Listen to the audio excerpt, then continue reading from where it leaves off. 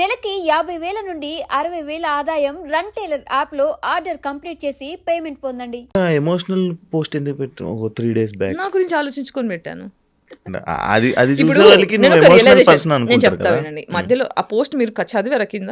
నేను చదివే మీ బ్రేకప్ గురించి మీ ఫీలింగ్ గురించి ఎక్స్ప్రెస్ మీరు చేసింది. కరెక్ట్ గా అర్థం చేసుకోలేదు. నేను నేను ఏం రాశానంటే, ఇప్పుడు క్యాజువల్ డేటింగ్ అనేది చాలా టాక్సిక్. ఇది చాలా కాంట్రవర్షియల్ అనిపిస్తుంది. పాతకాలం మనుషులకి, కన్జర్వేటివ్ పీపుల్కి చాలా కాంట్రవర్షియల్ అనిపిస్తుంది. But this is truth. ఇది ఓన్లీ యంగర్ పీపుల్కి, ఎవరైతే ట్రామాలో కొట్టుకుంటున్నారో వాళ్ళకి మాత్రమే జవాబులు ఇచ్చే పోస్ట్ ఇది. అంటే నాకు లాస్ట్ ఇయర్ నుంచి రెవల్యూషన్స్ వస్తున్నాయి అనమాట. రెవల్యూషన్స్ అంటే స్పిరిచువల్ కనెక్షన్ స్టార్ట్ అయిన దగ్గర నుంచి చిన్నప్పటి నుంచి నాకు జరగని జస్టిస్లకి, క్వశ్చన్స్కి అన్నిటికీ ఒక్కొక్కటి ఆన్సర్స్ దొరుకుతున్నాయి.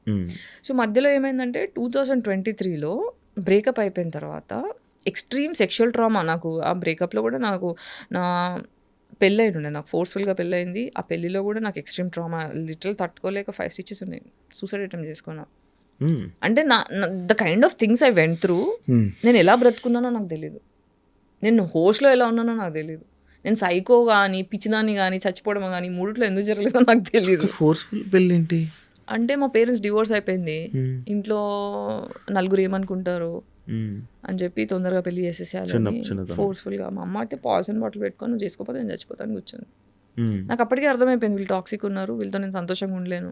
నేను చెప్పాను, అమ్మ ఇప్పుడు ఈ పెళ్లి చేసుకుంటే నేను సంతోషంగా ఉండలేను, కానీ నేను ఈ మాటకు రెస్పెక్ట్ ఇస్తా. నువ్వు చేసుకోమంటే నేను చేసుకుంటా, కానీ నీకు నా సంతోషం ఇంపార్టెంట్ అయితే ఇది పెళ్ళి వద్దు, క్యాన్సిల్ చేయించేసే. వీళ్ళు మాటలు ఒకటి ఉంది, చేష్టలు ఒకటి ఉంది, వీళ్ళు కరెక్ట్ కారు అని చెప్తే బాటిల్ పెట్టుకుంది. అవన్నీ నాకు సంబంధం లే, పెళ్ళి చేసుకో అంతే. అంటే లిటరల్గా మండపం వెళ్ళేటప్పుడు కూడా నాకు ఇట్లా పారిపోవాలా అని ఉండే. కానీ పాపం మా అమ్మ ఒక్కతే అయిపోయింది. మా అమ్మకి చెడ్డ పేరు నేను తీసుకురావద్దు అని ఎంత లోపల కుమిలి వెళ్ళి చేసుకున్నా. పెళ్ళి అప్పగింతలు అవుతాయి కదా, అప్పగింతలప్పుడు మా అమ్మ నన్ను హక్ చేసుకొని అమ్మాయిలు మిస్ యూ అని చెప్పి ఇట్లా హక్ చేసుకుంటే మా అమ్మ ఒక డైలాగ్ కొట్టింది. నా మనసు తిరిగిపోయింది తెలుసా. చూడు ఇట్లా హక్ చేసుకొని చెవులో చెప్తుంది, నేను వదిలించుకోవడానికి పెళ్ళి చేస్తున్నా, మళ్ళీ నా జీవితంలోకి రాకు, just get out of my life అని. మళ్ళీ ఇలా లేచి ఇలా సరే బెట్ట బాగా వెళ్ళిపోయింది. నేను ఫ్లిప్ అయిపోయా. ఒక అమ్మ అందరి ముంగలు ఒకలాగా, ఎవరు లేనప్పుడు ఒకలాగా, సీక్రెట్గా ఒకలాగా, అలా ఎలా ఉండగలుగుతారు అనే షాక్లో ఉండిపోయినా. నాకు ఇదే మా అమ్మ మెంటాలిటీ ముందు తెలుసుంటే నేను పారిపోయేదాన్ని ఇంట్లోంచి. I don't deserve that. 2 years ఎంత అబ్యూస్ గురయ్యా నేను ఆ పెళ్ళి వల్ల అనేది నేను మాటలో చెప్పలేను. లిటరల్గా పెళ్ళి తర్వాత 6 times అంటే ముహూర్తాలు బాగాలేవని అది ఇది అని చెప్పి 2 months. యాక్చువల్లీ యూఎస్కి వెళ్ళకపోవడానికి రీజన్ ఇదేమో. ఇది ఎప్పుడు వచ్చింది? సో ఇలా జరిగాయి. సో నాకు అందుకే పెళ్ళి అంటే భయం, పెద్దోళ్ళు అంటే భయం. అంటే అది భయం అంటే భయపడను, కానీ సబ్కాన్షియస్ యాంగ్జైటీ అది. అందుకే పెళ్ళి జోలికి వెళ్ళాలంటే. కానీ ఇప్పుడు మీరు ఇందాక నేను అడిగినప్పుడు పెళ్లి చేసుకుంటా ఇష్టం అని అన్నారు, కానీ మిమ్మల్ని మళ్ళీ మంచిగా చూసుకునే పర్సన్, ఆ టైము, అలాంటి వ్యక్తి మీ లైఫ్లోకి వస్తారని మీరు అనుకుంటున్నారా? అంటే వస్తే మంచిది, లేకపోతే ఇట్స్ ఓకే, ఇలానే గడిపేస్తాం. మనము జీవితంలోకి ఒంటరిగానే వస్తాం, ఒంటరిగానే పోతాం, మధ్యలో ఈ డ్రామా అంతా. సో ఒక్కసారి when you make peace with your self, మనకు సెల్ఫ్ వర్త్ తెలిసి గాడ్ వచ్చేసింది అనుకోండి, నా బాధ వినడానికి ఒక వాయిస్ ఉంది నా లోపల. I'm hearing myself, God is listening to me, I'm being guided. నన్ను గైడ్ చేస్తున్న ఒక సూపర్ పవర్ నా లోపల ఉంది. God is there for me. So I'm fine. I'm God.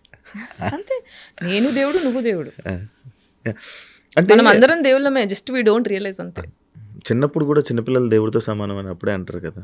ఎందుకంటే పొల్యూట్ అవ్వలేదు కాబట్టి. మనం పొల్యూట్ అవ్వడం వల్ల మనం దేవుళ్ళని మర్చిపోతాం. అంటే మరి గుళ్ళకి వెళ్ళడం అవన్నీ జరుగుతుంటున్నాయి కదా. ఇంతకుముందు వెళ్ళేదాన్ని కాదు, కానీ ఇప్పుడు వెళ్తున్నాం. గుడికి వెళ్తున్నా, గుడిలో వెళ్ళి మెడిటేషన్ చేసుకుంటా, ఎనర్జీస్ అబ్జర్వ్ చేసుకుంటా.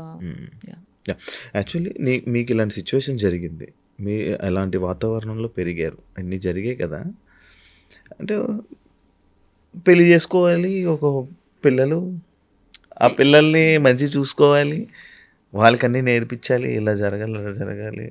మన జనరేషన్, మన వారసులు, మన వారతత్వం అది పెంచి కొంచెం మంచిగా నేర్పించి మంచిగా సొసైటీలో ఉండాలనే ఆలోచన అలాంటివి ఉన్నాయా? చేస్తున్నాను కదా ఆల్రెడీ పేరెంటింగ్ సొసైటీకి. ఓకే. ఇప్పుడు నేను ఒకటి చెప్తా, కుటుంబం ఉంది అంటే అమ్మ నాన్న పెళ్ళాం పిల్లలు. మీ కుటుంబం సైజ్ ఎంత అంటే వాళ్ళే. నా కుటుంబం లేదు, నా కుటుంబం సైజ్ నా దేశం. అర్థమైందా? నా కుటుంబం నేను అలా చూస్తున్నా. సో ఇప్పుడు తల్లి తండ్రి పిల్లలు నన్ను ప్రేమిస్తున్నారా లేదా అని చూడరు, వాళ్ళ బాగోగులు చూస్తారు. నా పిల్లలు నాకు ఏం చేస్తారు అని చూస్తే వాళ్ళది ప్రేమ కాదు. అన్కండిషనల్గా ఎప్పుడైతే పిల్లల్ని ప్రేమిస్తారో అది రియల్ ప్రేమ ఫ్రమ్ తల్లిదండ్రి. అదే చేస్తున్నాను నేను సొసైటీతో. సొసైటీలో ఏజ్కి సంబంధం లేకుండా నేను అందరినీ పిల్లల్లా కన్సిడర్ చేస్తున్నాను కాబట్టి ఎడ్యుకేట్ చేయాలి, అందరు బాగోగులు చూసుకోవాలి, అందరు సంతోషంగా ఉండాలని వీడియోలు చేస్తున్నాను. అవును, మీరు మంచిగా చేస్తున్నారు, బట్ ఆ సొసైటీ మిమ్మల్ని యాక్సెప్ట్ చేయట్లేదు కదా. చేయకపోని జవాబు దొరకాల్సిన వాళ్ళకి దొరికేస్తున్నాయి. మీరు కామెంట్ సెక్షన్లో చూడండి, 10 మంది తిడతారేమో, 50 మంది thank you for doing this, it is helping me. కామెంట్స్ని పట్టించుకుంటారా? అన్నీ చూస్తా, పట్టించుకోవాల్సినవి పట్టించుకుంటా. ఇప్పుడు రోడ్డు మీద వెళ్తుంటా, మొరిగే కుక్కలు ఉంటాయి, మొరిగే కుక్కలు పట్టించుకోను. ఏదైనా కుక్క క్యూట్గా వచ్చి నాతో ఆడుకుంది అనుకో, వెళ్ళి ఆడుకుంటా, నేను కుక్క పిల్లని అయిపోతా. యాక్చువల్లీ నాకు ఇంకొక డౌట్ ఉండే, మీ గురించి తెలుసుకున్నప్పుడు నాకు ఇంకోటి వచ్చింది. మీకు మ్యూజిక్ అంటే బాగా ఇష్టం అని, ఆ మ్యూజిక్కి సంబంధించిన ఒక పర్సన్తో రిలేషన్లో ఉండేవాళ్ళని. అవునా? అది ఎందుకు అయ్యింది? అది మీ ఇష్టంతోనే మీ దీంతోనే వెళ్ళారు కదా, మరి అది ఎందుకు బ్రేకప్ అయ్యింది? అది అయితే దీన్ని చాలా టాక్సిక్ ఉండేది. బాగానే కనుక్కున్నానా? దీన్ని కార్మిక్ రిలేషన్షిప్ అని చెప్తా. ఎప్పుడైతే ఒక సోల్ ఎక్స్ట్రీమ్ ట్రామా నుంచి వచ్చి ప్రేమ అనే డెఫినేషన్ అర్థం కాక కొట్టుకుంటుంటాం చూడండి. ఈ కార్మిక్ రిలేషన్షిప్ ఏంటంటే కథార్సిస్ అనేది ఒక ఫినామినా ఉంటుంది మనకి. మీకు ఐడియా ఉందా?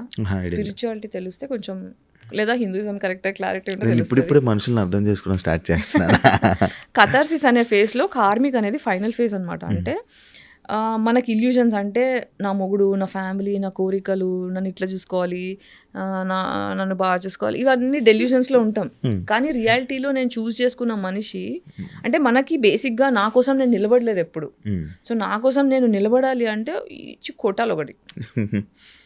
కొట్టాలంటే ఫిజికల్గా కాదు, మెంటల్గా. సెల్ఫ్ దెబ్బ తగలాలంటారు, దెబ్బ తగిలితే జ్ఞానం వస్తుంది అంటారు కదా. ఆ జ్ఞానం రావడానికి తగిలిన దెబ్బది. సో చాలా ట్రామటైజ్ అయిపోయా, చాలా డిప్రెషన్లోకి వెళ్ళిపోయా, ఆరోగ్యం మొత్తం గుడిసిపోయింది. ఆయన కూడా ఇబ్బంది పెట్టారు అఫ్ కోర్స్. కానీ ఇప్పుడు నేను ఏం చెప్తున్నానంటే, నన్ను ఇబ్బంది పెట్టిన వాళ్ళందరూ కూడా వాళ్ళు ఇబ్బంది పెట్టాలని పెట్టరు. వాళ్ళు ప్రేమలో పెరగాక ట్రామాలో పెరిగి వాళ్ళు ప్రేమ అనుకుంటూ ట్రామానే ఇచ్చారు. So I forgive them because వాళ్ళు సంతోషంగా లేకపోవడం వల్ల ఇవన్నీ జరుగుతున్నాయి. పేట్రియార్కి పితృస్వామ్య వ్యవస్థ మొగోడిని ఎలా కుడిపించిందంటే ఇలా రాక్షసుడిని, జంతువుని తయారు చేసి కుడిపించింది.